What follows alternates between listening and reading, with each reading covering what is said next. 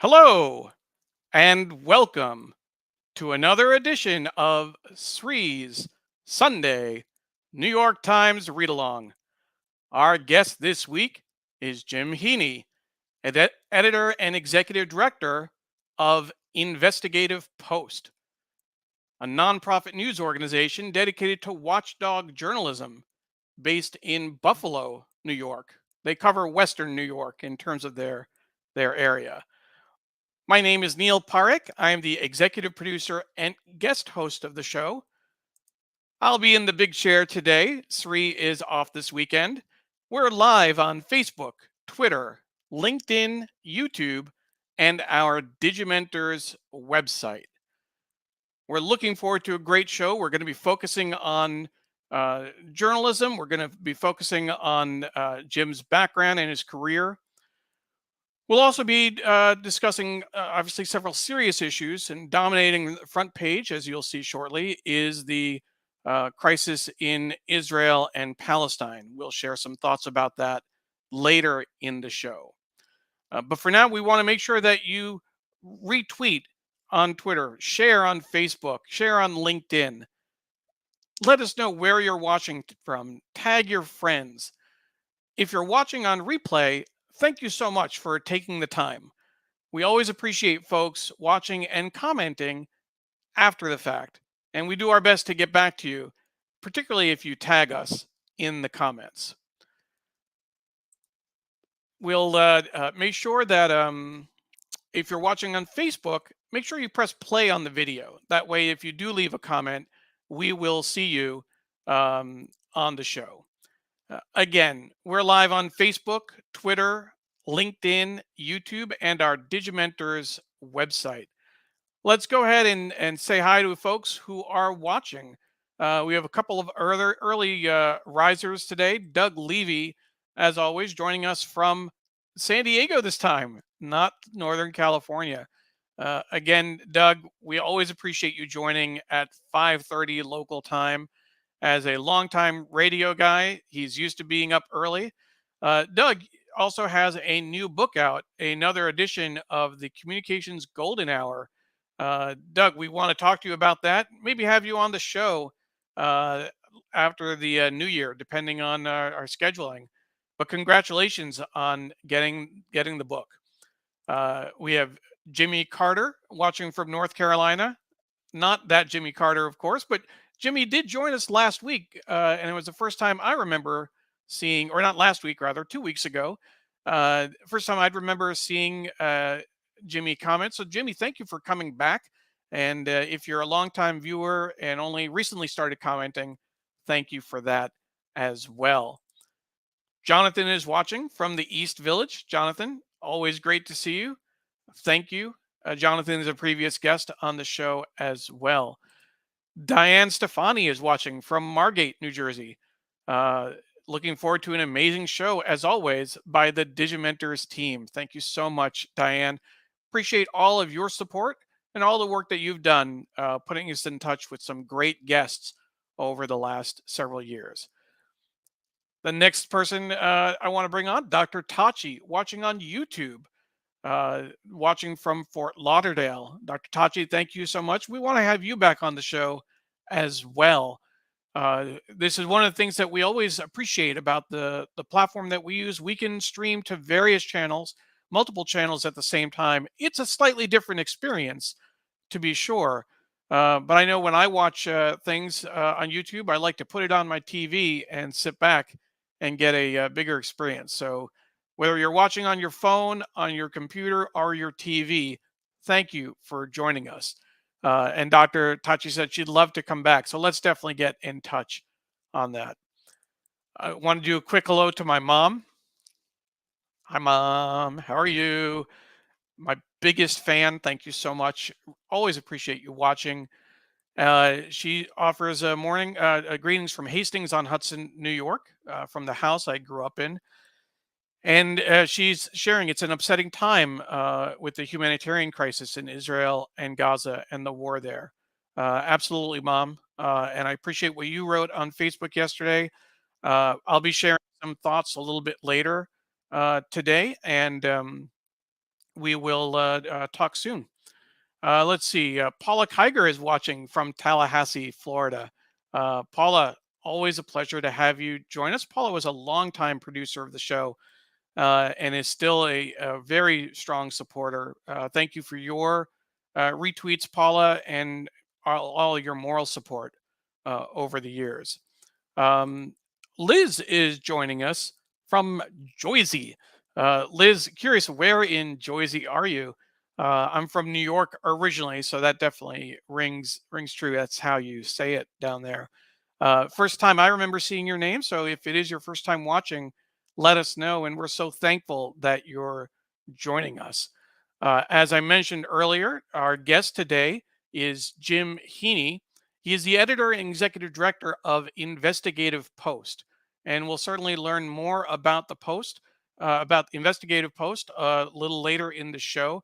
But they focus on watchdog journalism. And it's a nonprofit news organization based in Buffalo, New York, covering Western New York in terms of their footprint. So we will definitely get to that in a little bit. And I was waiting to see Naomi's service from her nephew and niece's home in Albany this time. So a little bit upstate from where she usually is. Naomi, thank you so much for putting us in touch with Jim. Naomi suggested Jim as a guest several months ago, and we were able to make it work on the schedule. We're looking forward to a great show. And Naomi, again, thank you so much. If you have a suggestion for a guest, please get in touch. Please email me. My Twitter account is on the screen there. But if you're interested in getting us in touch, please, you can email me at neil@digimentors.group, neil@digimentors.group. And if you would like to get on our mailing list, send me an email as well, and I'll add you to our weekly email list where we give you links to the show ahead of time and a little bit more detail on what's to come. Uh, Thank you very much for all of your support and for everyone who's joining us today. So with that, what we're going to do is, and Naomi says that it's her pleasure. Jim's a dynamo. So Jim, you have a reputation to live up to in terms of at least what Naomi thinks. So we'll see. I'm sure he'll live up to those expectations and, in fact, exceed them. So what we'll do first is take a look at the paper, and we will go through the various sections of the paper first, and then come back and welcome Jim to the show. Again, if you are watching, let us know where you're watching from, and make sure to retweet, comment, share, tag your friends, etc. We definitely are looking forward to this. So the front page, as you can imagine, is dominated by the news in Israel and Gaza and Palestine. We'll be talking more about that a little bit later, but the lead Hamas attack exploited secrets of Israel's military. In complex operation, gunmen had maps and an awareness of weak points. And that's certainly been a major topic of conversation. How exactly did Hamas, these were brutal attacks without question. And the depravity should be condemned, but at the same time, there are a lot of questions about how did it actually get this far? How did Israel's military allow this to happen? So I'd be curious to see what Patrick Kingsley and Ronan Bergman have to say about that. As you may know, Israel is readying an invasion of Gaza to capture Gaza City, to rout Hamas. But it's clear that the fighting will be incredibly bloody. They have told 1 million Gazans to flee south, and there's really no place for them to go. Gaza is already considered an open air prison, and they're threatening to cut off all, electricity, water, food, etc. It really is a humanitarian disaster in the making. Online deceits make the truth a war casualty. This is an analysis piece by Stephen Lee Myers. We'll take a look at that later as well. But one thing I'll point out is that I know I saw someone post a piece that looked like it was a quote from Jimmy Carter, but based on the language, based on the from the Carter Foundation, based on what I could tell and what I had seen on their website, I questioned whether or not it was true. So I think there's a lot out there. You need to be careful about what you're reading online. Below the fold, you will see an article about a freight system, 131 lives put in jeopardy. This is about air traffic control and how a FedEx cargo plane almost hit a Southwest Airlines jet. Um, the bottom right is a piece about Senator Bob Menendez and his corruption trial and the connection to Egyptian's spy network in Washington, D.C. So we'll set that aside for the moment. The Sunday opinion section certainly has several interesting articles. Nick Kristof on how bombing civilians promotes extremism. A soldier returns to Israel to fight people who he feels aren't his enemies. From a house in Gaza, sheltering with 10 children. Praying for the safe return of a kidnapped son. Michelle Goldberg on the schisms within the American left after the massacres. So Sunday opinion is understandably dominated by news from Israel and Palestine. And the headline, how did we get here and how do we get out of here? This next piece is interesting. And I, when I was setting up the paper, I was trying to figure out how I should lay it out. And I wasn't quite sure.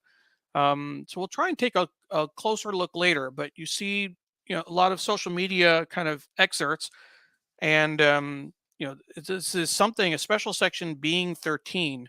This is what it's like to be a teen girl today in a world that can't stop talking about the dire state of your future. When we take a look at it, we'll notice that the pagination is very interesting and potentially off. I'm not quite sure how we're supposed to read this section. And the New York Times has so many interesting things. I don't know whether it's a mistake or whether it's intentional to show how kind of crazy things are. But there's a page 2, and this is page 3 upside down. So I'm going to have to take a look at this.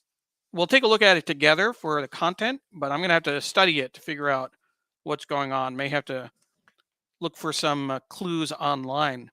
The arts and leisure section, World Weaver. With new sculptures on view in London, El Anatsui is returning to his Ghanaian roots and thinking about his legacy. This is exactly the kind of article that I appreciate seeing in the New York Times, because I wouldn't seek this out. I usually don't click on arts and leisure, but this is certainly something that would be interesting to read. So we'll put this aside for the moment. Sunday Styles. They're living in a fantasy land with paint and pixie dust. Homeowners create a world of Disney. This is, you can see the front page. You can see the bedroom, an Aladdin-themed guest bedroom in a house in Lake Buena Vista, Florida. At night, it's just about absolutely stunning, said Tony Sims, an interior designer. The bottom story, a twerking elephant holds court. Ellie, the mascot for the New York Liberty, the women's NBA basketball team, has become a major attraction. You can see a picture of Ellie in the bottom left corner. The book review has articles that I think we'll all be interested in. The New Old Media, 3 books examine how legacy journalism outlets, including ours, are reinventing itself. Reviewed by Sewell Chan, Alan Rusbridger, and A.O. Scott. We'll be definitely taking a close look at that later today. And the New York Times Magazine, all you Swifties out there, take a look. In the Kingdom of Taylor by Taffy Brodesser Ackner. We'll definitely want to spend some time with that. I did promise that we would take Emily, my 10-year-old, to see the Taylor Swift movie.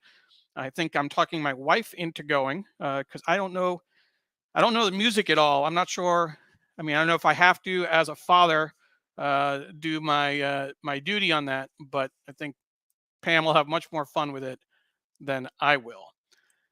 But with that overview of the paper and a preview of what's to come, we want to bring on our guest today, Jim Heaney, to talk about Investigative Post. And after that, we'll get back to the paper.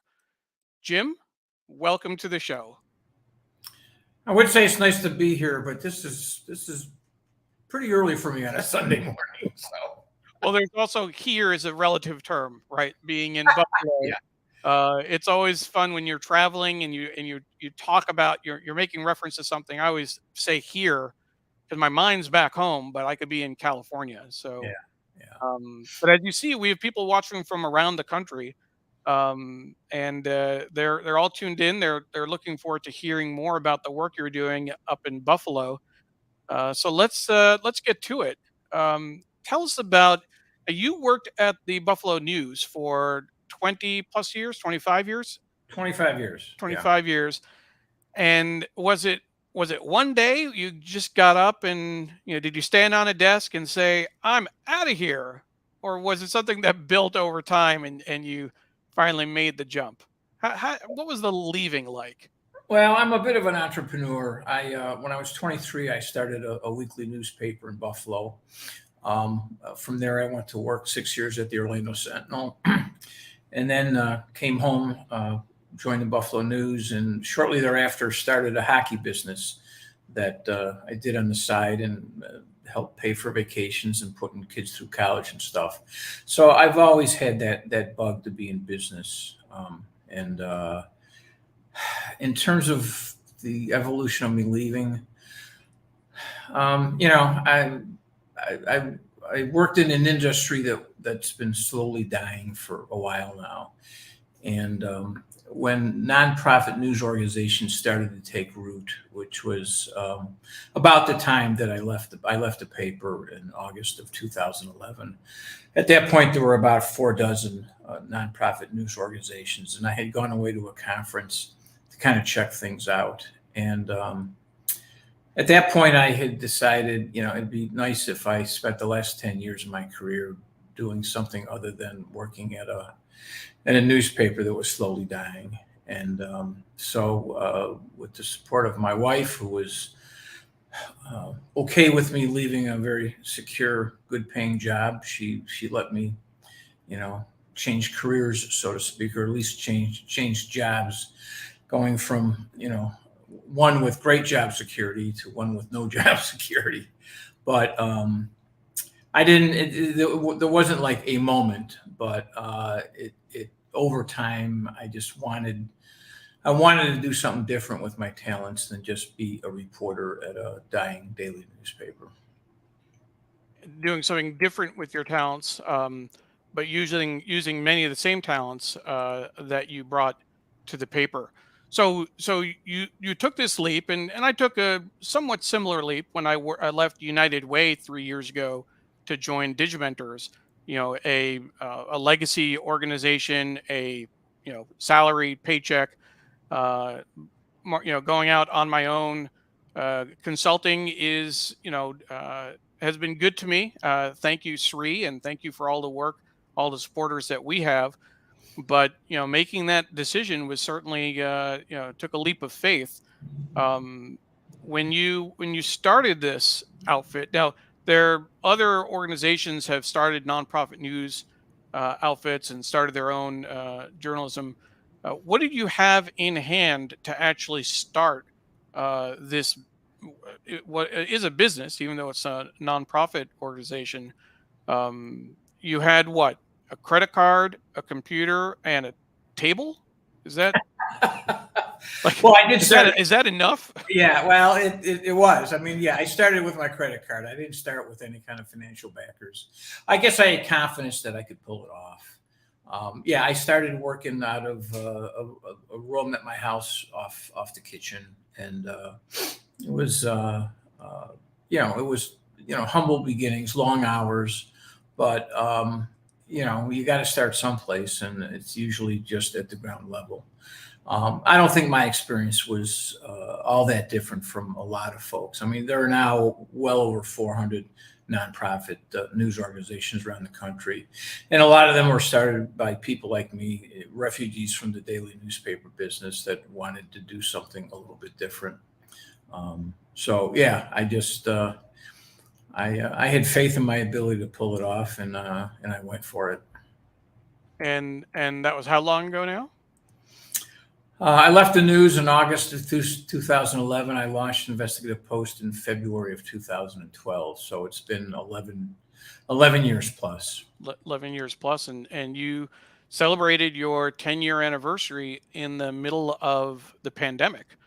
Yeah, things were starting to wind down, but yeah, that was a hairy time for everybody. How did the pandemic impact things for you? Um, actually, I was concerned about funding drying up, which didn't happen. Our financial supporters stuck with us. We weren't out. We only worked remotely for 3 or 4 months. The news business is highly collaborative, and I think it's very tough to work remotely. So we were out from March until July, but we kind of reconvened and were very, very careful. If you had a cough, leave, get yourself tested, and don't come back until you're clear. It was a highly productive time for us. I mean, we turned a lot of stories, and never want to live through it again. Nobody wants to live through that again. Sure. Let's take a quick look at some of those stories and some of those highlights. A little piece you put together on your 10-year anniversary, just to give people a flavor of some of the content, and then we'll dig into some of those specific stories.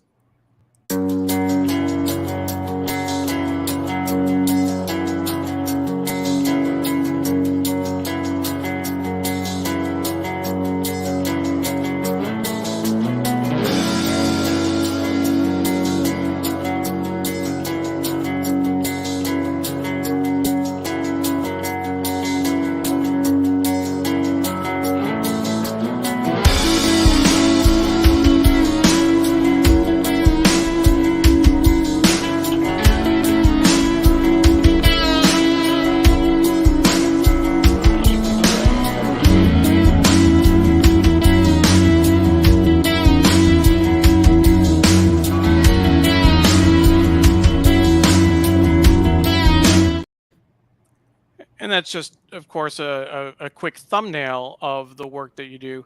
I want to make sure people know they can follow you on Twitter at Jim Heaney, JimHeaney. And the website for Investigative Post is investigativepost.org. Want folks to note that it's not the Investigative Post. It's just Investigative Post. I can appreciate that because when I worked at United Way, I was in charge of messaging and branding and helping our local United Ways, 1,100 around the U.S., many more outside the country as well, stay on brand and stay on message. And one of the key things is that we were not, our naming was not the United Way. It was just United Way, in writing and conversation, etc.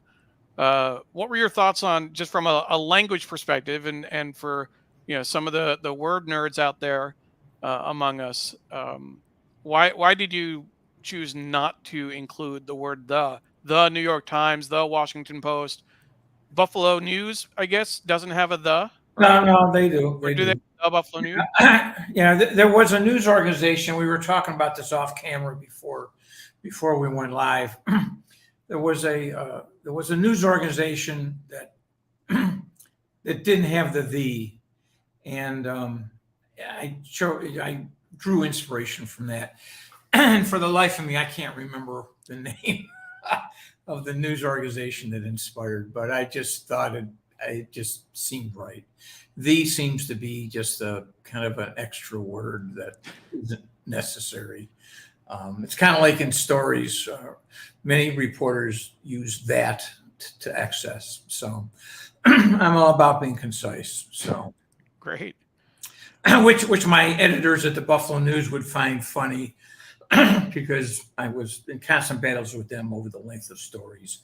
Sure. I wanted them longer. They wanted them shorter. And now that I'm an editor, I'm constantly trying to get my reporters to write shorter and more concisely. So Even though as an online publication, right? You don't need to worry about that well, yeah, you as do, much. because you want people to read your copy. And, people read about 250 words a minute. You turn in a 2,500 word story, and are people going to stick with you for 10 minutes? Well, maybe they will, but maybe they won't. So, Sure. being concise and getting to the point, I think is that much more important these days. Well, it sounds like it may even require more discipline because you don't have the news hole to limit your space. You don't have the hard, you know, we have to keep it to this space, otherwise it gets cut from the bottom. You know, eh, Yeah. you Well, there's a saying, I would have written shorter if I'd had more time. Mark Twain, right? Uh, But yeah, absolutely, and absolutely. that's quite true. Be concise, get to the point, and do your homework so you can write with authority. Sure. I want to welcome a few other folks that have joined us since we first started. Our good friend Pradnya Haldapur is watching from Silver Spring, Maryland. Pradnya, thank you for joining us. And I know that you've been traveling the last several days. I'm glad that you're back home and that you're able to join us this Sunday morning. I'm based in Springfield, Virginia, actually. I'm from New York originally, but I'm in Springfield, Virginia, in the DMV. Quick quiz, Jim, because I know my friend colleague Sri did not know what it was. Do you know what the DMV is? Department of Motor Vehicles. Of course, Yeah. the Doesn't everybody DC, know that? DC, Maryland, Virginia. That's we've had several folks from the area reference DMV. Uh, Only people in the region know that. DC, Maryland, Virginia. There's also the Delmarva Peninsula, Delaware, Maryland, Virginia, kind of a piece off the Atlantic coast on the side. Our good friend Dan Foreman, who's also from Joyzy, as Liz calls it. I'm going to pull Liz's comment back up. But Dan is also from New Jersey, from Gloucester, and he's very interested in the topic. Dan is a good friend of Digimentors, really a mentor to Sri, and helped Sri get several of his TV gigs back in the day with ABC, CBS, and NBC local New York City stations. And I've had the pleasure of meeting Dan on a few occasions now. Dan, thank you so much for joining this morning. Really appreciate it. We have Lou Service joining us. Congrats to my old friend who has done everything right with Investigative Post. It's truly a model for journalism. His secret sauce is simply smart watchdog reporting. Yeah, Lou and Lou and I worked together at the Orlando Sentinel back in the '80s, and we've remained good friends. We're bonded by, among other things, a mutual love of hockey. That's great. He's a I'm gonna Rangers fan, but I forgive him. You put him up put up with that, right? I'm gonna take a moment. This is a souvenir moment. Look up at the camera and smile. We get a screenshot of Lou's comment. Frame this one. It's definitely worth keeping. We're gonna save that real quick, and I'll make sure to get that to you after the show. Um, but we definitely want to keep going and share more. There are a couple other folks um, um, who have joined us. So let's see, who else do we have? Or not, I'm more just Dan has a few more, few follow-ups. Hope to hear how uh, you interface with the local TV partner. We'll Yeah, certainly talk about that. I know you do a lot of work with that. And it's saying how Jim interfaces with local TV. So why don't you go straight to that? Why don't you talk yeah. about your partnership there? Yeah, so when I launched, one of the ideas behind Investigative Post was to do journalism on all the major platforms, not just the web, but television, radio, and print. And I launched Investigative Post without a television partner. And the day we launched, I heard from two of the TV stations in town, including the news director, Jeff from Channel 2, the news director there. And we hit it off right away. We struck a deal, And their brand was accountability journalism, and that's clearly ours as well. So it was a good match. So Woody and I, and then Ethan Campos, his executive producer, who succeeded him as news director, really fashioned a really good partnership. We came up with story ideas. We did the reporting. We did the script writing. Channel 2 provided the video, shooting of the stories and the editing and packaging the stories, and then they would air typically on the 6 o'clock news. And it's been a very good partnership. It continues to this day. There's not a whole lot of nonprofit news organizations that have the kind of partnership we have with a network affiliate. But it delivers us a large audience. I mean, we can get 50, 60,000 households per story, which is much better than a local nonprofit's going to do on its website. So they deliver a big audience, and they pay us for our work, which is always appreciated. And so I think it's actually been a bit of a model that some others have at least picked my brain about how to replicate in their markets. So That's great. Kudos to Jeff Woodard and Ethan Campos and Jeremy Settle, the current news director, and the fine folks at WGRZ who have been very good partners. And Dan, as a follow-up, it's great to hear that the collaboration was so strong. How often do the reports appear on air? Is it selected stories? Do you work with them to have story ideas, and they have you do the work? What's the operational side? Yeah, we come up with almost all the story ideas. I've got 5 full-time reporters. Everybody's got a beat, so we come up with the story ideas and then bounce them off the news director or the assistant news director to see if there's an appetite for them. We're doing 1 to 2 pieces a week. Mm-hmm.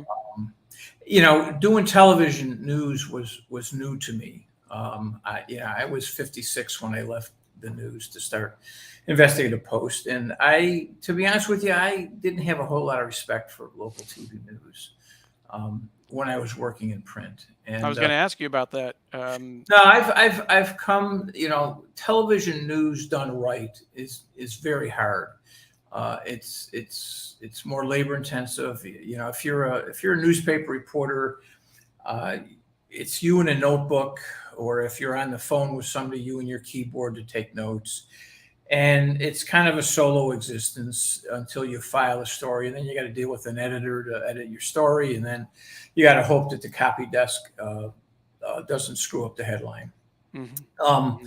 But you're more or less self-sufficient. Where with television, you've got to rely on a camera person, and the storytelling is visual as well as it is words, and so it's much more collaborative.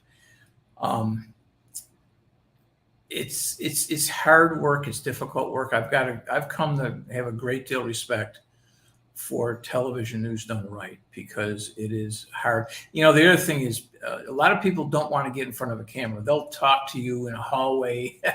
They'll talk to you on the phone, but you put a camera in front of them, and a lot of people either freeze up or don't even put themselves in that position at all. But I'll tell you what, when it's done right, when we have a strong online story and we have a strong online version of it as well, I often prefer the television version to the online version, because you've got the power of the images, and you can show and not just tell. And you've come to enjoy being on camera as well, right? Or at least having your back on camera as you're interviewing people. Well, it's when I first started, when you're a newspaper reporter, nobody knows who you are when you walk down the street. Mm-hmm. And I used to tell people, the only people who care, who even pay attention to your byline, is your mother and the person who you wrote about. Nobody else knows nor cares. But once you're on television, you have a public profile, and you get recognized on the street, and you also get a lot more story tips. I get tons of story tips, um, and at first that was very uncomfortable. I've gotten over that. I enjoy the recognition, in part because it's good for Investigative Post. When people recognize you and they stop you in the street and they say, "Hey, let me tell you about something." Sure. If I was still at the Buffalo News, they wouldn't even know who I was to stop me in the street to tell me anything. So, and we get a lot of email tips. I mean, we've come to have a reputation as the go-to news organization in Buffalo for investigative journalism. So a lot of people come to us who don't necessarily go to the other outlets. So I'm very proud of the reputation we've built as kind of high quality, high impact investigative journalism. Well, let's talk about some of those pieces that you've written that has made a huge impact. I want to make sure folks know that on our website you can find more details about Investigative Post and links to some key stories. You can find that by going to digimentors.group/New York Times read along and clicking on the most recent story. Of course, if you have the link, you can in the description you can also go there as well, and I will just share that on the bottom for you. Again, digimentors.group/NYT read along, and you can find the show with Jim. But specifically, one of the pieces that you wrote, talks about the Buffalo News. This is from February of this year. Last week it was downsizing, now furloughs, the slumping stock price of the paper's parent company, and the prospect of being delisted from the stock exchange. Not even the vultures at Alden, I believe that's Alden Venture Capital, are interested in buying the chain anymore. Talk a little bit about the Buffalo News. Well, I've actually did an update which we published this past week. Mm-hmm. The Buffalo News is going through what almost all metropolitan daily newspapers are going through.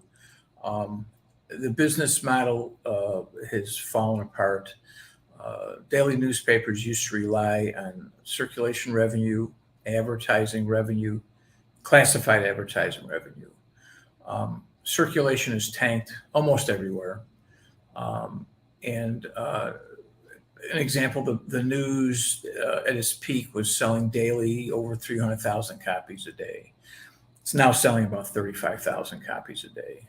There's another 35,000 digital subscribers, but you add those two up, and 70,000 isn't even close to 300,000.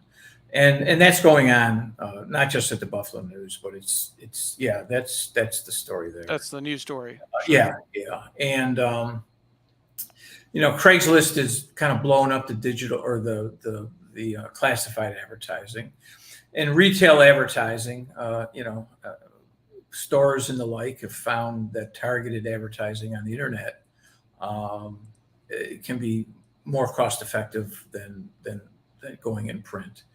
So revenues are way down. As a result, the biggest expense newspapers have are staff, newsroom staff in particular. So the staff, and again, it's what's going on at Buffalo News is it's going on everywhere. I don't mean to pick on my old paper. When I joined the News in '86, there were in excess of 200 people in the newsroom. They're down to about 65 now. And there are other papers of similar circulation that have staffs even smaller. So you've got a lot less coverage. And investigative reporting tends to be one of the things on the chopping block because it's very time consuming. You don't get nearly as many stories out of an investigative reporter as you're going to get out of somebody covering a beat. So I know when I was at the News, I might be producing 100 stories a year, where beat reporters might be producing 300 or 400. So the business model has fallen apart. The other thing is people's readership habits have changed dramatically because of the internet. Most people now turn to the internet for their news, sometimes going directly to news websites, sometimes through social media, which isn't necessarily a good thing. Um, It, I would and say it used to be a good thing. I mean, we'll Twitter aside, and what they're doing with not showing headlines for news articles is definitely challenging. But I'll say, at least from my experience early on, from the people that I followed and kind of people who were sharing articles, I got real news in my timelines. If you go back a couple of years, it was well, actually a good it, source. it all depends on who you're following and who you Yeah, choose to believe. The problem is, I think a lot of people are a lot less discriminating about who they get their news from. mm, And there's such an effort now by bad actors yes, for disinformation yes. that you got to be very, very careful with who you follow on social media, and whether or not to believe what they have to say. Um, Television is still holding its own, but television is losing audience. Not Sure. as rapidly as daily newspapers, but that's an industry from a perspective of audience size, which is also on the decline. They're being saved in part by transmission fees paid by cable companies. Um, and newspapers are now, particularly among young people. Young people do not read print newspapers. Sure. Older, basically the audience for print newspapers are people 50, 60 and older. That's an audience We- that's literally dying off. It's dying off. Certainly, we use the this weekend show to celebrate print. We'll go over the print paper, the New York Times, but we also recognize there's some incredible work that's being done online as well, and we get some good features that way. Let's take a look at this next story that you have, just to bring in a few other examples of your work. The Buffalo Billion spending records that came up in that promo video that you had. This is from several years ago, but this was a piece that went after then Governor Cuomo. This kind of put you on the map, right? Yeah, it really did. The governor had committed $1 billion to help revitalize the Western New York economy, which certainly could have used the help. Unfortunately, he sunk most of it into a solar panel manufacturing plant owned by the company owned by Elon Musk. Hmm. And we were covering that pretty aggressively. And I got a tip one day that we should look at the bid specifications, and I did, and they were written in such a way that only one company was eligible to even bid, and it was a company that was owned by a prominent local supporter of the governor and a big campaign donor. So I started nosing around, and I got like the biggest runaround I think I've ever gotten in my career from Cuomo's people. And we wrote about it. Basically, Cuomo's spending close to $1 billion and really won't tell us how he's spending it. And Preet Bharara, who is the U.S. attorney for the Southern District in Manhattan, picked up on the story, did an investigation, indicted people, both the developer and the Cuomo bureaucrats who were running the program. That they were convicted, sentenced, served some time in jail, and eventually got their convictions overturned on what you might call a technicality. But it helped to clean up the process. State government became much more sensitive to issues they should have been paying attention to the whole time, in terms of favoritism among people who they give business to. Unfortunately, New York is such a corrupt state that a lot more needs to be done to clean up state government kind of across the board. But that really helped to put us. We probably did over the course of the last 9 years. We've probably done, I don't know, 30, 40 stories. we tend to, when we do a big investigation, I don't like to drop the bomb and walk away. I Hmm. like to follow up because I want our work to have impact, and Sure. to have impact. As journalists, we need to have staying power. We need to stay on the story. We've done a lot on lead poisoning in Buffalo. We've probably done 30 plus stories on that. We've been tracking the kind of malfeasance at the local off-track betting corporation. Probably done another 25 or 30 stories on that. We're Here's kind a of like a dog with a bone. We keep. Here's another article that you've been very aggressive on. This issue of the city hall clerk who was paid not to work. Yeah, Um, she was suspended 7.5 years ago with pay. The city never really resolved it. They kept paying her. She kept cashing the checks, apparently, and took a job in the private sector. We started nosing around. This story just ran about 3 weeks ago. yeah. And another story with a lot of legs. And we reported last week that so the city then ordered her back to work. And her response for the first pay period that she was supposed to be back at work was to take vacation and sick time. So she's still, at least as of the writing of the story, she was still not back to work. But Mm.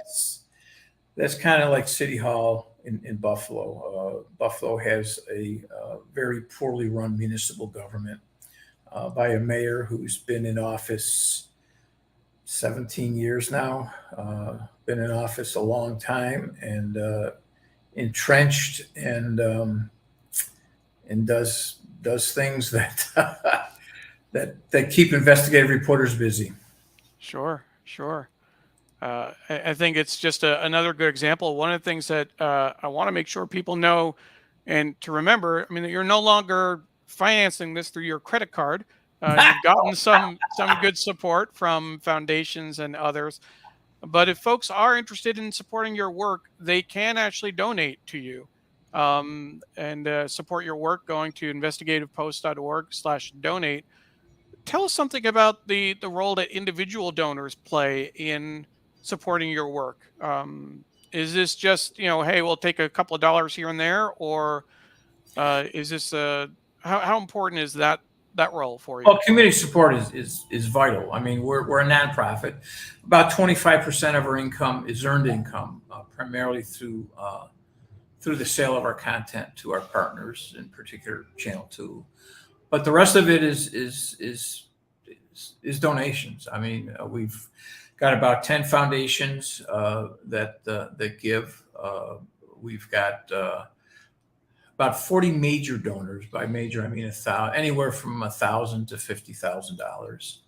And then we've got another 400 or 500 donors who are giving under $1,000, anywhere from $5 a month to $25,000 a year, or no, up to like $700-800.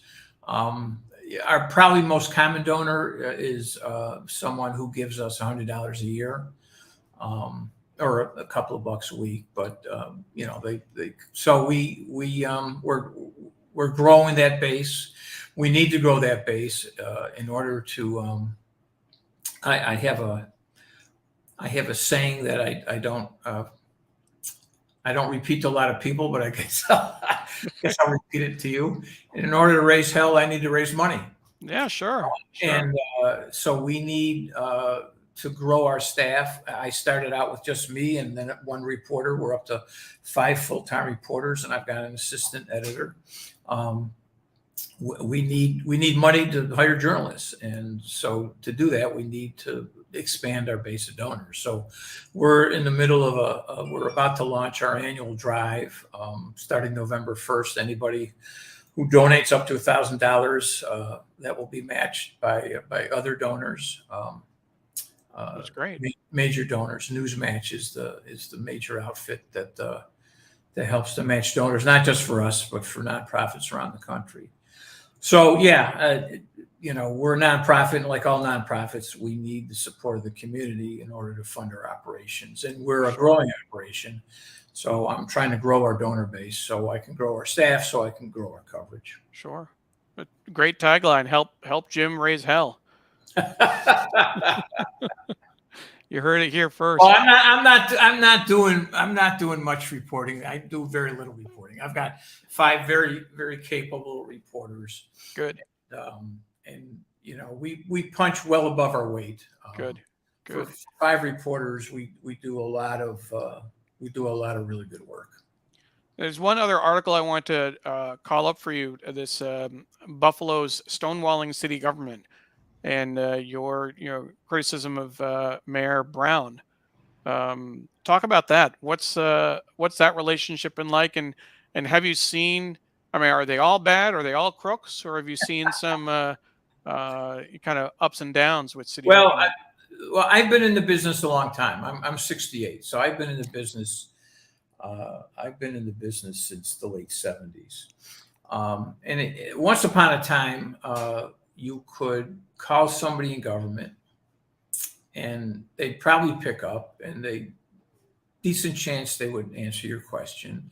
If you wanted a document, you'd ask for it, and more often than not, you'd get it without a fight. What's transpired since the 70s is a concerted effort by government at all levels. It's just not City Hall here in Buffalo. It's the rise. It's 2 things. It's the rise of public information officers, i.e., FLAC.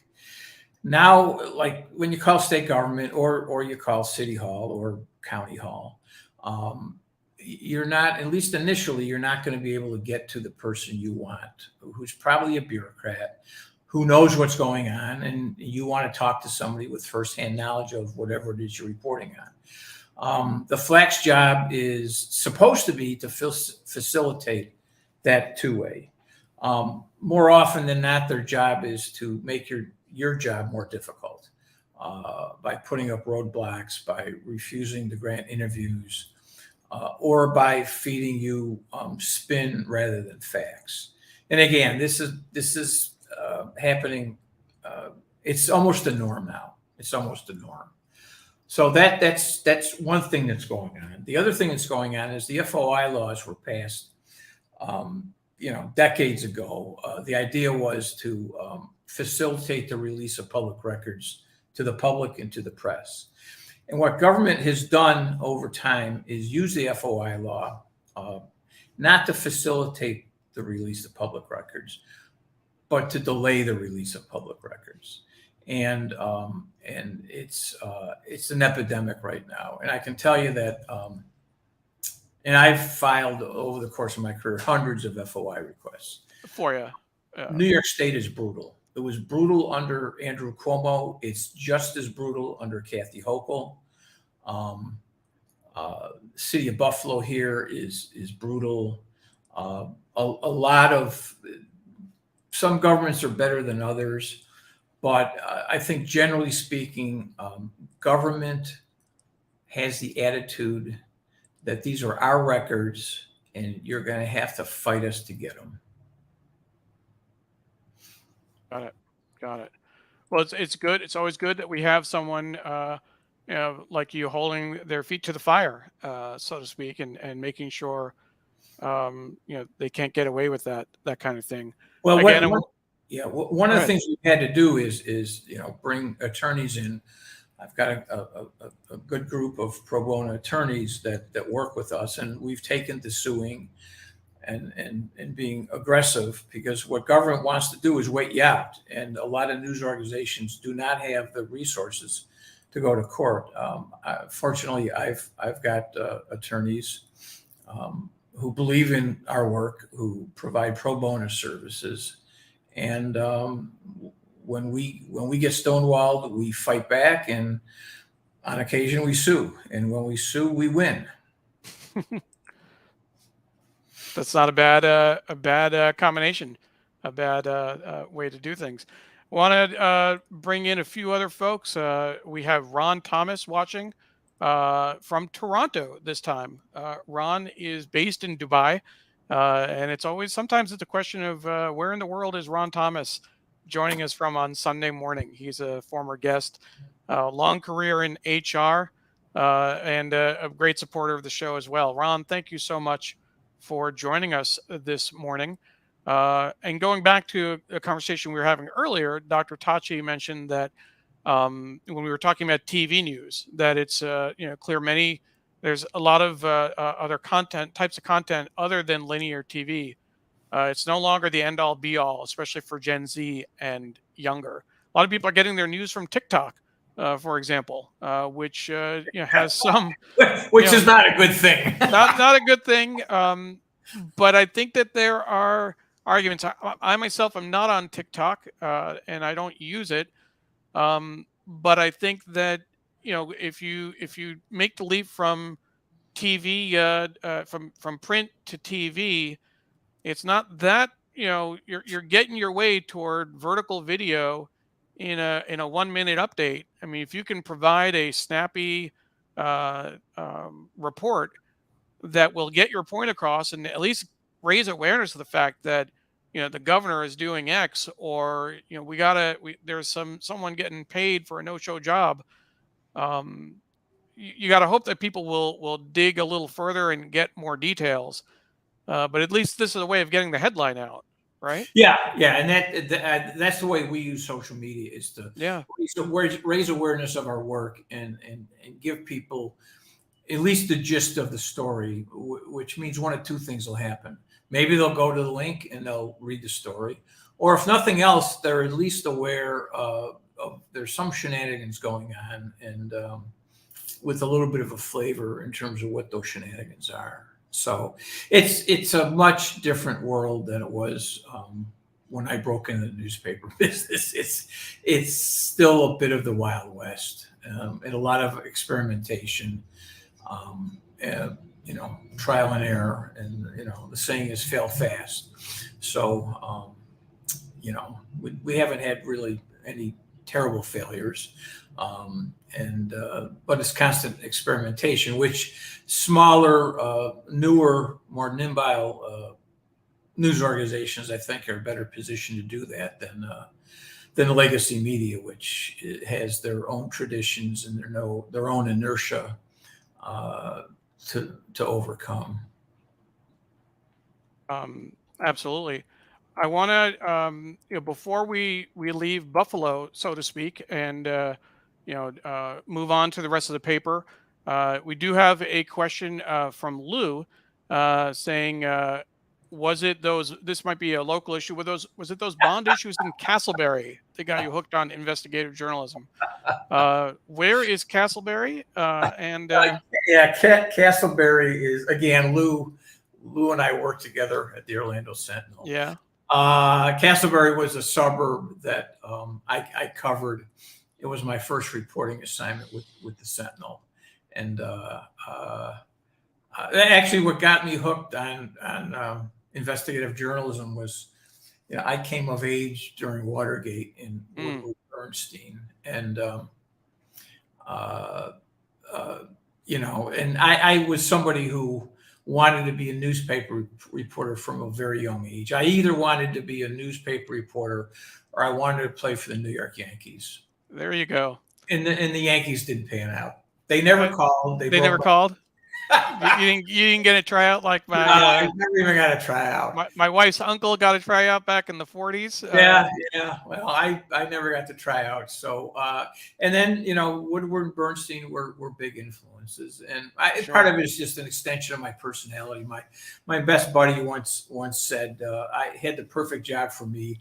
I get paid money to give people a hard time. There you go. I should let folks know that, I wasn't necessarily going to go there because we do have an international audience, and, we have people who may not be all sports fans, but Jim and I had a great conversation.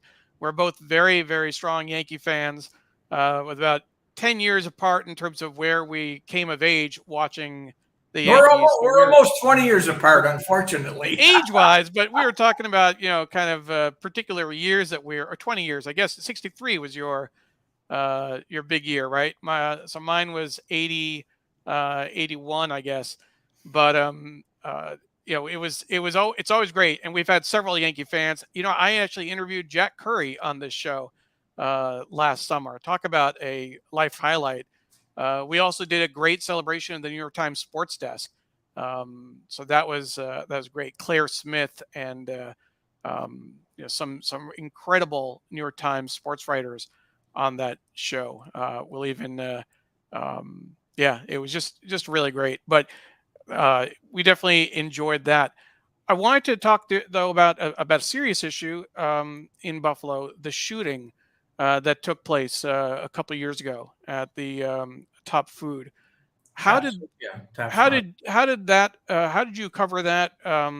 This was a hate crime uh, against the black community there. How did you cover that through the investigative post?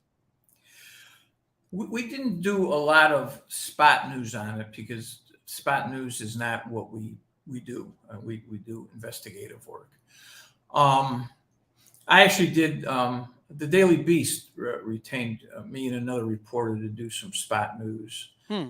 Um, uh, like that weekend. Yeah, sure. I think our response was different in that we established an urban affairs beat Oh, okay. and have staffed it. We've done over the years, we've done a lot of stories, a lot of reporting on issues that affect the Black community here in Buffalo.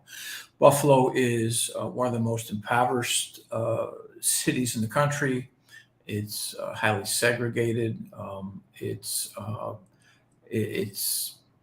we like to call ourselves the city of good neighbors, but we have some pretty serious racial issues. Sure.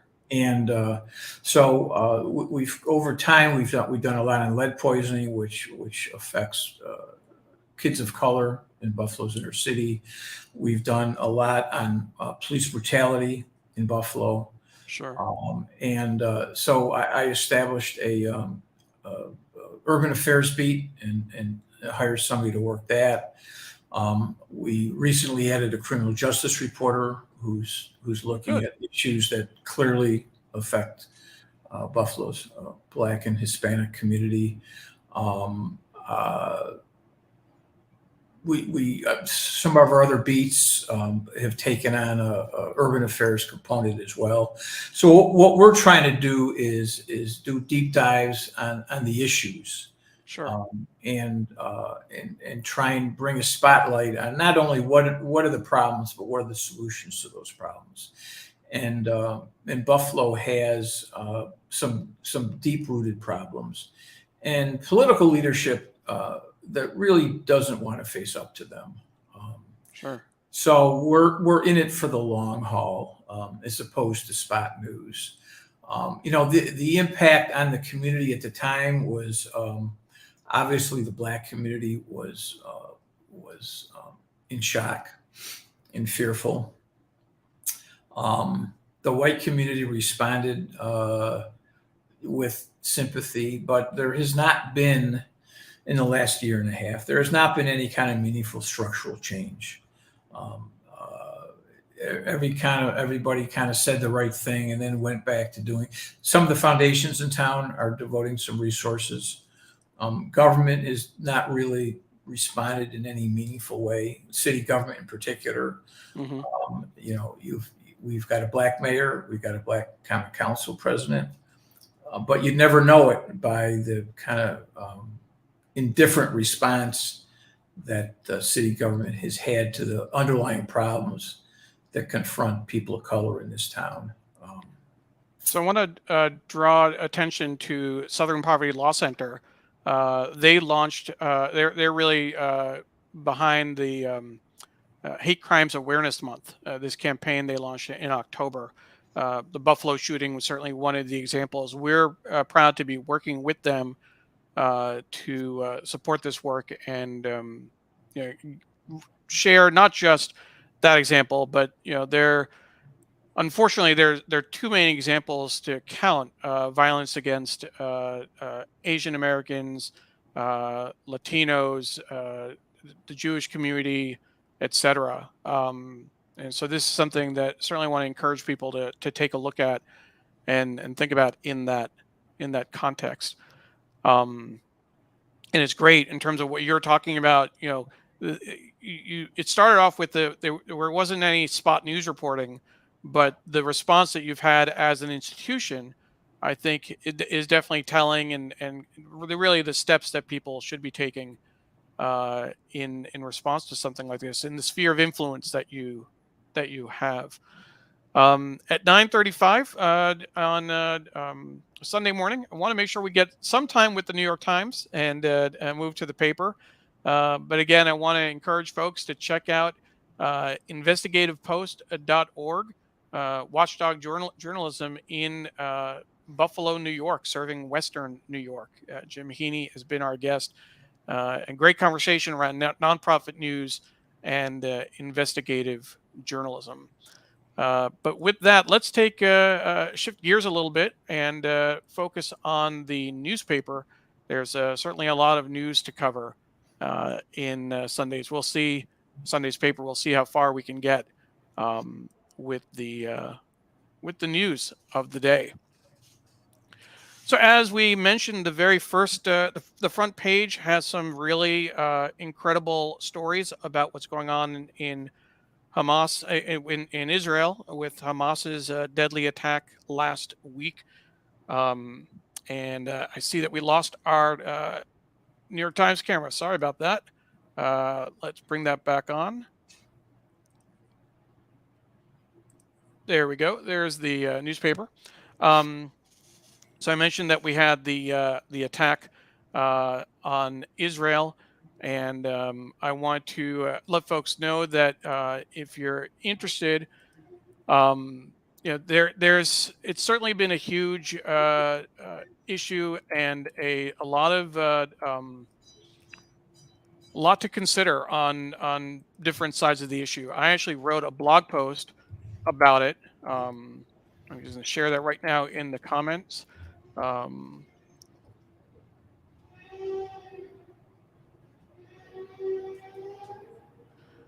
but basically, what I want to share with folks is kind of just the idea that you can hold several thoughts in your head at the same time.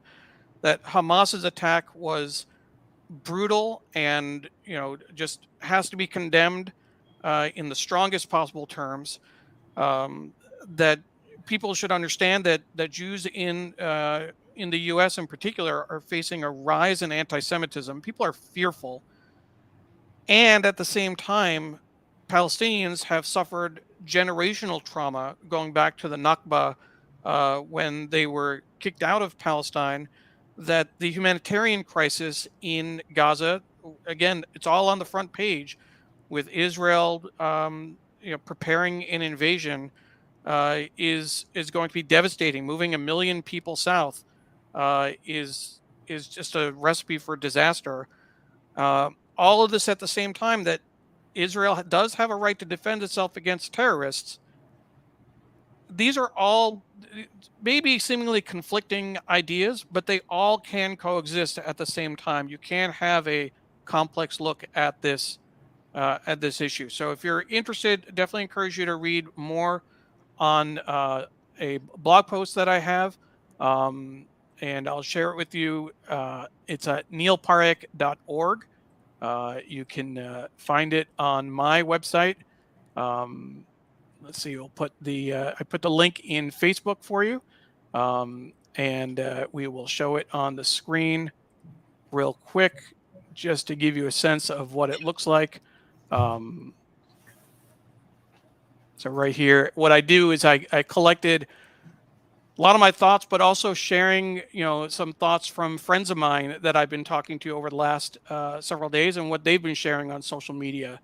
Some important perspectives, both people who are Jewish, people who are Arab and Palestinian, friends from high school, from college, etc. So definitely encourage you to check that out when you get a chance. But getting back to the paper, beneath the fold, that's the bit on Israel. And Jim, if you want to weigh in on anything, please feel free. I don't want to Yeah, freeze you out. I'm going to pick my spots carefully here.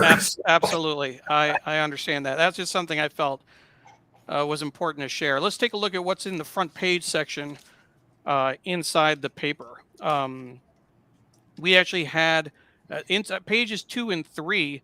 And here's an explanation. If you remember that piece on teens, what's it like to be 13? Ask the experts. There's a behind the story piece about it that I'm definitely going to take a look at. A New Times project explores the lives of teenage girls and the pressures of social media. So you definitely want to check that out. And of course, as folks are noticing, I was sharing some links while Jim was talking, but it'll be a little challenging for me to share links to the articles while I'm hosting the show. I'll go back in and share them later. But if anyone else is at a computer and wants to find some of these articles, feel free to share them. The other the other piece that we like on page 3 in particular is this Dateline piece, where Times journalists are reporting from around the world: Toronto, Kingston, Jamaica, Monrovia, Liberia, and of course in Israel at the Be'eri kibbutz. There's a great piece on in Times Past written by David Dunlap, who's the historian at the Times, exploring an artifact from the archives. This is artifacts from a reporter who visited Ukraine, their press pass, and looks like a fragment of something. In the international section, leads with Kyiv. In Kyiv, growing concerns that allies' support has peaked. There's certainly a lack of support in the U.S. from the Republican Party for Ukraine. I don't think that's a political statement. That seems more like a factual statement.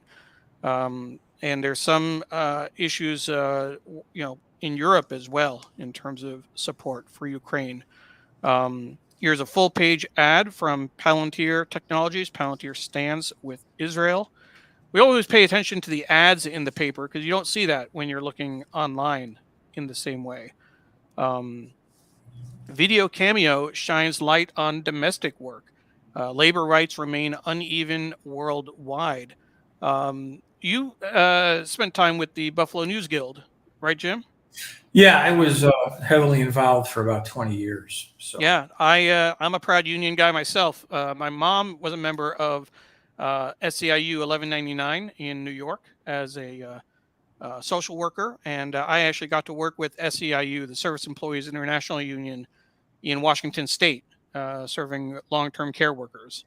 So definitely a strong union family. We have another piece for bitter rivals. India and Pakistan matches about more than cricket. So there's a cricket match in Ahmedabad. And there's another full page ad from the World Jewish Congress, Ronald Lauder, an open letter to President Biden. Indigenous Australians put hope in vote for a voice in Parliament. Here's an interesting piece at the bottom. New Zealand shifts right in prime minister choice.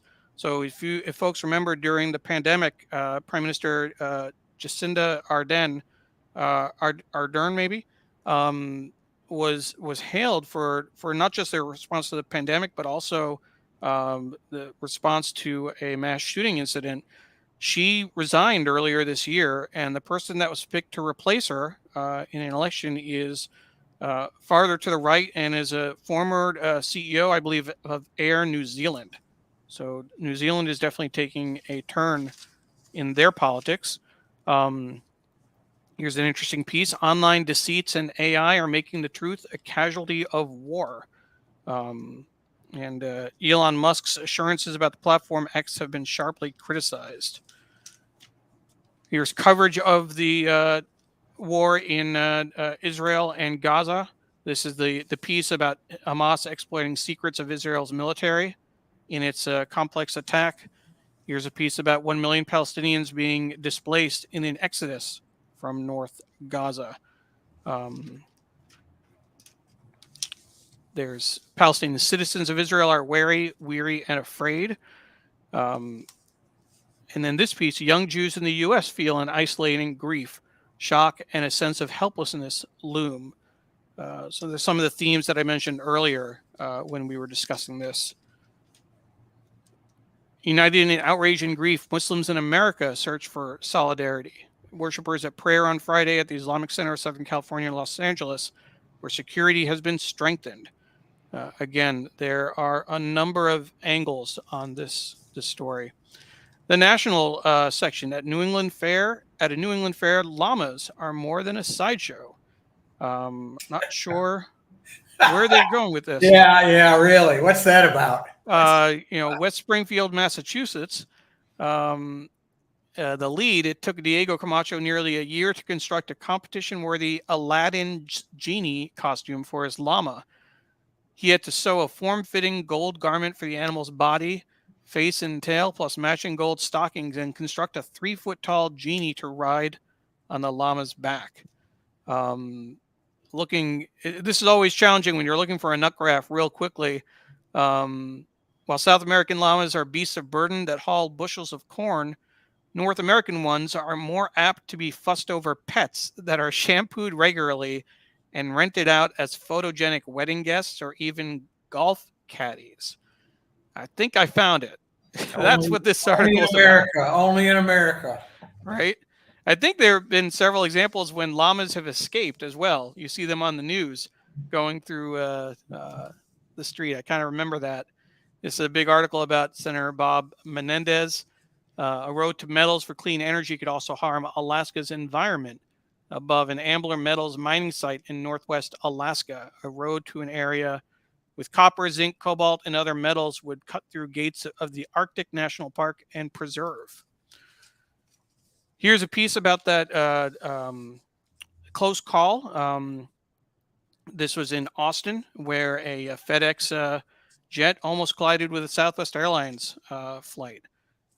Always scary. And so this is the front section. I always like to point out that in New York, when they print the paper at the printing plant in College Point, and I've had the chance to do a tour of the College Point plant with Mike Connors, who runs the plant. Sri did a show from there several years ago. They can print up to 40 plus pages in the per section. Right, this one has 33. But the New York Times is printed at 27 plants around the country in coordination with the Washington Post, Seattle Times. I'd presume the Buffalo News does the local version that you get, Jim. And most other... They used to. The News shut down its printing operation, and actually the Buffalo News is now being printed in Cleveland, Ohio. Oh, okay. I wonder if that's where the Buffalo version of the New York Times gets printed. Unless they found a local. I'm not sure. It could be. Yeah.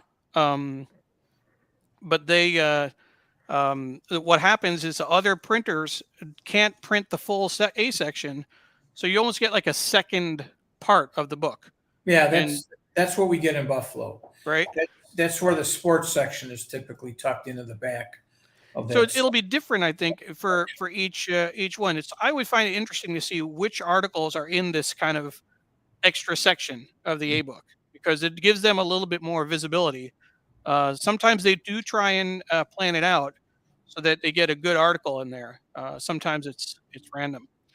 Want to take a look at the Sunday opinion section? I missed Sunday business when we did the review earlier.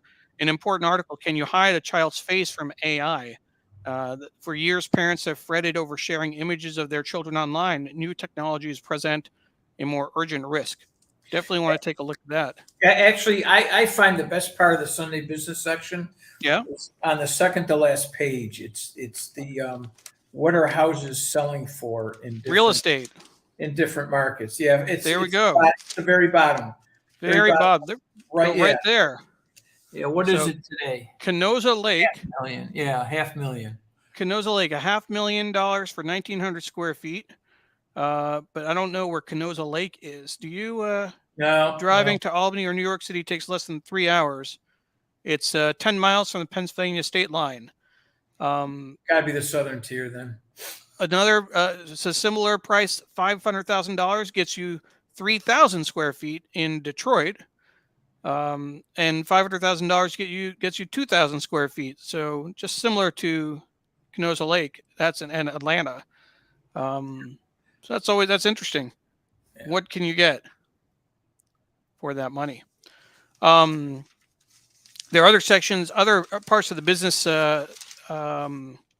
section that they look at. Here's an interesting article. This appeals to me in terms of my interest in history and local history, how they shaped New York. The Piccirilli brothers made some of the city's most cherished public sculptures. The Leaning Guard at the New York Public Library, very famous lions up there. Joy of Life at Rockefeller Plaza, and the top of the New York Stock Exchange. Also, the main monument at Columbus Circle. So that's certainly interesting to take a look at. Yeah. The book section is the other section that I find of particular. I'm a home subscriber to the Times 7 days a week. And I'm intrigued by what they've got this week. I'm assuming the review of It is. The review is in there of the book by Marty Baron, the retired editor of the Washington Post. It's right here. And in fact, there's several articles. I mean, that's the lead story. The New Old Media, 3 books examine how legacy journalism outlets, including ours, are reinventing themselves. And I was surprised. I thought they were going to do a roundup, but they actually have 3 different reviews in the paper. So this one is about Marty Baron's book. Martin Baron's memoir of his time at the helm of Washington's biggest newspaper is a gripping chronicle of politics and journalism. Yeah, I just got through reading it, and it's as a journalist, I found it very interesting. But I think there's an audience for people who follow the media who aren't necessarily in the media. I've in my weekly newsletter I publish on Sundays, I did a little mini review. There were 3 things that struck me about his book. First of all, for those who the name Marty Baron doesn't necessarily mean a lot. Sure. He was the editor of the Boston Globe that really helped drive the coverage of their spotlight team in exposing the pedophilia among the ranks of Catholic priests, 20 years ago, 15 years ago. Mm-hmm. Made famous in a movie called Spotlight. Oh yeah, great movie, by the way. Just a great movie. I watched the trailer again last night, and makes me want to go watch the movie again. I got 3 takeaways from his book. The first takeaway was just a very vivid reminder of just how awful Donald Trump's reign was. The ugliness, the anti-democratic bent to him and his crowd. That was clearly the most fascinating part of the book. Deals with Jeff Bezos, who bought of Amazon, who bought the Post, and Bezos comes across as a very good newspaper owner, someone who keeps his hand off the newsroom in terms of editorial decision making, but has provided the newsroom with the necessary investment for them to grow to, I think they're in the neighborhood of 1,000 journalists now.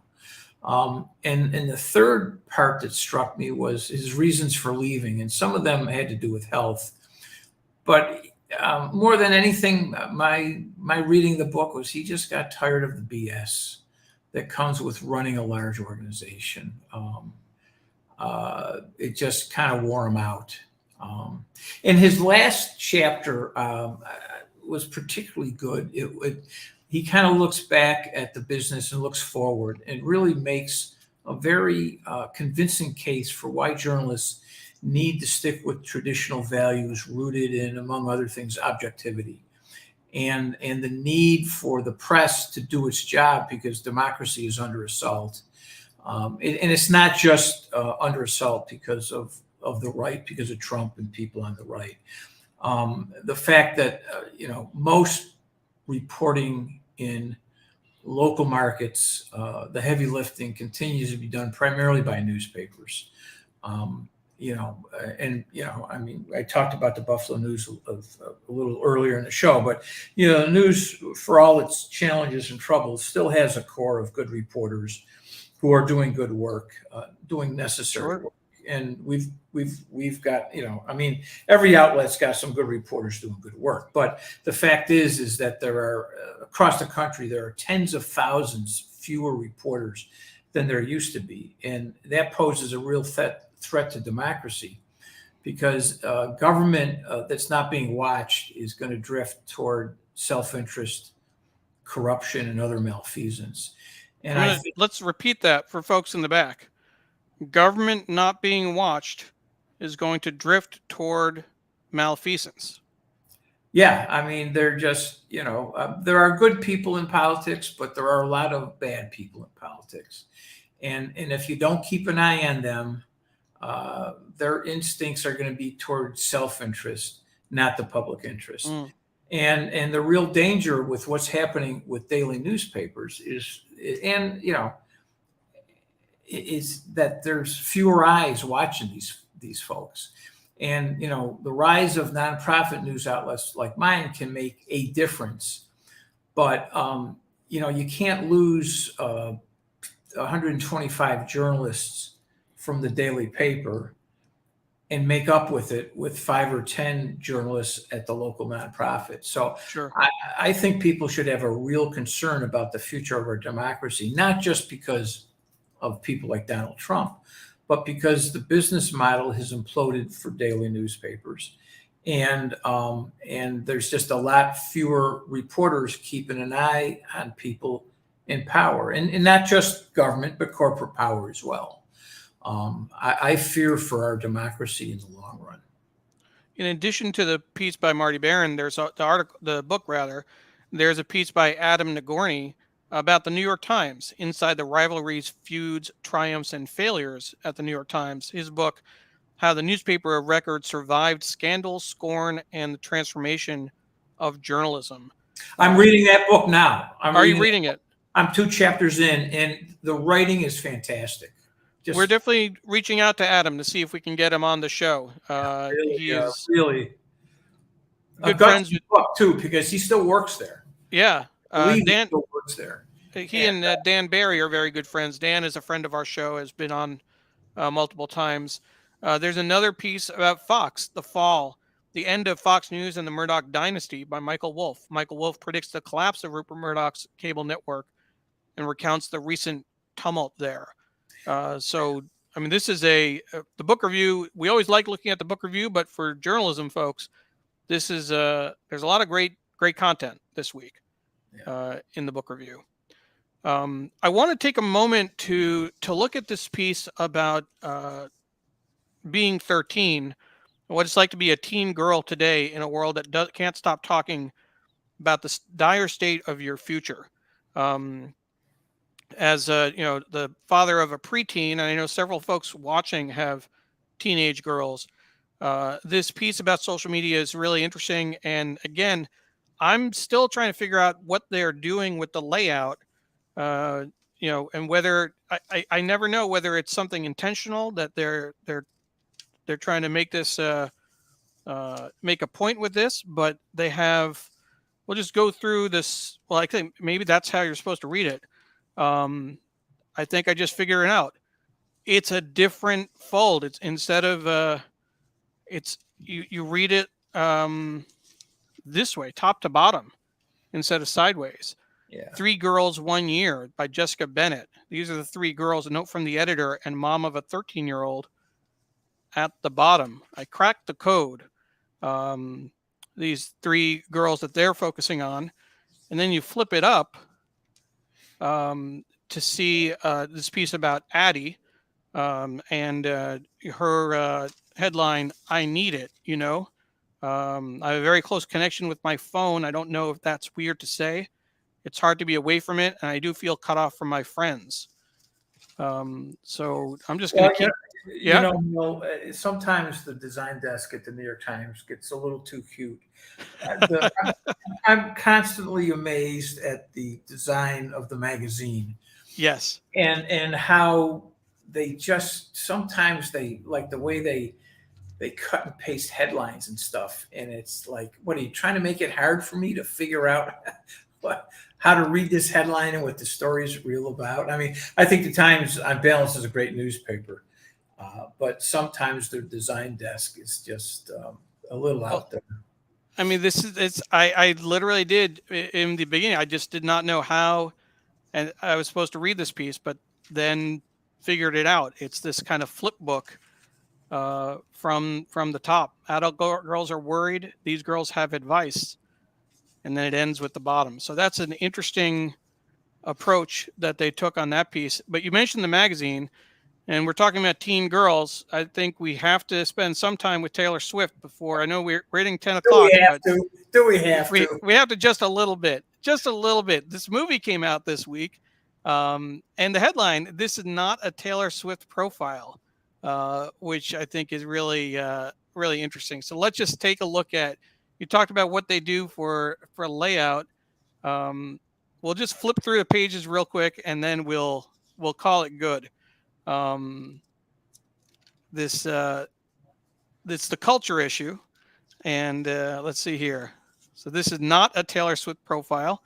For all her celebrity, what makes her unparalleled in pop history is her gift at telling her own story better than any journalist could. So this is about the concerts, the tour, the Eras tour, of course, this summer, and all the Swifties. And then this is Out of Time. A Times critic argues that ours is the least innovative century for culture in 500 years. So that's interesting. But this is interesting graphics that they did for this piece. And I'm not sure what's up with the black kind of, not quite underlined, but splotch there. Somebody's trying to be cute. You prefer your design straight up, I take it. Yeah. Don't make me work at it, okay? Well, Jim, thank you very much for joining us again. For folks who may have joined later, I want to make sure that you know that you can watch the show from the beginning shortly after we finish. It'll be live. After we're live, you'll be able to watch the show on Facebook, on Twitter, on LinkedIn, on YouTube, on our Digimentors website, and hear all about Jim's start with Investigative Post after 25 years at the Buffalo News, and some of the key stories they've written in that time. I want to give folks a heads up for our next show, October, saying July. Our next show is October 28th, so not next week, but 2 weeks from today. Jenny Coughlin will be our guest. She's the audience editor at New York Times Metro. So we definitely are looking forward to that. And I want to make sure folks know about an event that we're organizing in New York. There'll also be an online component. I'll be producing the online show. It's AI workshop with Sri and friends. Sri is going to be he's going to do a presentation, his non-scary guide to AI. But then he'll also have Amy Reinhart and Michael Simmons in a panel discussion. And if you use Read Along to get your tickets, you can get 25% off. So that's for both the in-person or the online tickets. You can go to bit.ly/SriAINOV9, bit.ly/SriAINOV9 to get your tickets for the show. And we definitely encourage you to do that. A lot of people are talking about AI. Are you using AI in your No, we're not. Jim? No, I've got a couple of staff people that are kind of doing the research. It's kind of a queasy proposition, but it's happening, and I think it's incumbent on us to figure out what's the potential and what are the pitfalls, and how to use it, whether to use it, and if so, how. Stay tuned. Absolutely. And if folks are interested, in addition to the panel discussion and the in-person workshop, etc., Sri is doing a series of workshops on AI for smaller groups. and kind of tailoring it to the group that he's talking to. You can learn more about those workshops at digimentors.group/3AI, digimentors.group/3AI. So Jim, if you're interested, we could probably organize something for folks up in Buffalo, a virtual quick hit. Just it's the non-scary guide. Go over some of the tools, some of the pitfalls. Certainly, journalism. There are a lot of ways that people are using it, and a lot of ways they shouldn't use it. So that might be something to think about locally. Want to remind folks that we want to thank our sponsor, Muckrack. Muckrack has been a longtime sponsor of Sri's Sunday New York Times Read Along. If you're interested in being a sponsor, please get in touch. Sri at digimentors.group or Neil at digimentors.group. And of course, the show is produced by Digimentors, the consulting firm that Sri and his friend Andrew set up several years ago that I joined as a VP of events and communications. We do social and digital marketing programs like these, strategic communications, trainings and workshops, and we also help with staffing and recruiting. So if you're interested in having us produce a show like this for you or do any similar work, please get in touch. Again, you can reach us at Sri at digimentors.group or Neil at digimentors.group. You can also use that email address to get on our mailing list. Neil, flip back to the previous screen if you can. On the AI workshops? No, Muckrack. Muckrack. Let's go to Muckrack. They publish the best newsletter. People should subscribe to it.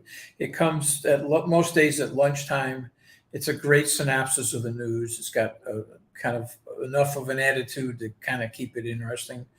But it's if you only subscribe to one email newsletter, besides mine, of course, Muckrack does a great job. Great job. If that's not a great endorsement, I don't know what is. Very well done and completely unplanned, folks. I don't think Jim even realized that they were a sponsor. So thank you for doing that. We definitely appreciate it. Want to share some closing thoughts, Jonathan? Interesting show. Thank you. Your friend Lou. Great show, Jim. And let's go Rangers. I'm surprised we didn't see an LGR in the comment. Naomi thought it was terrific. So even this is getting better from interesting to great to terrific, as expected. Kudos. Liz Pressman thought it was a great show as well. Thank you, Liz. And Jonathan said he just already registered for the AI evening event. So Jonathan, look forward to seeing you there. Again, if you joined us late, you can watch the show as soon as we finish on the very same links you're watching from on Facebook, on Twitter, on LinkedIn, on YouTube, and our Digimentors website. We hope you have a great Sunday. We won't be seeing you next week on the 21st. We will be back on the 28th. Dr. Tachi says, fantastic show to Jim and Neil. And my mom closes with great show as well. Thank you, Mom. Appreciate it. We'll talk to you all soon. Take care.